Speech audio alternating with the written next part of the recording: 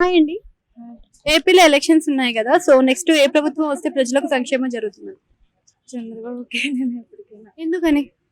తను ఏం చూస్తలేదు. తన గట అసలు ఏం చూస్తలేదు, ఇల్లు కట్టిస్తలేదు, అమ్మఒడి ఇస్తలేదు. అంటే మహిళలకు సున్నా వడ్డీ అని చెప్పేసి కొన్ని నేను వేస్ట్ సో ఆ పథకాలన్నీ అందట్లేదు అంటారు. లేదు.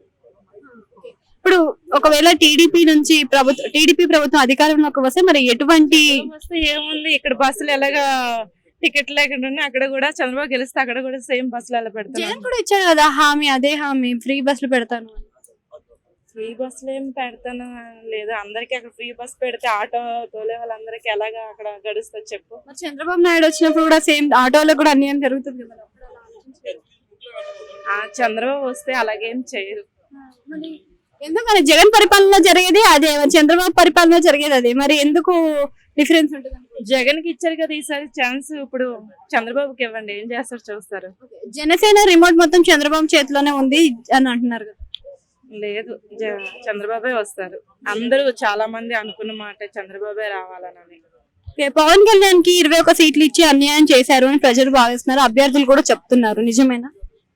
అలాగేం లేదు కానీ చంద్రబాబు రావాలనుకుంటున్నాను నేనైతే. పవన్ కళ్యాణ్ ఒకవేళ అధికారంలోకి వస్తే మరి ఏదైనా ఏం చేస్తారు? పవన్ కళ్యాణ్ వస్తే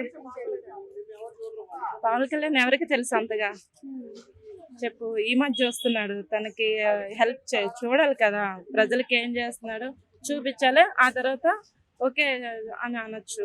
ఇప్పుడు పవన్ కళ్యాణ్ టీడీపీ వస్తుంది.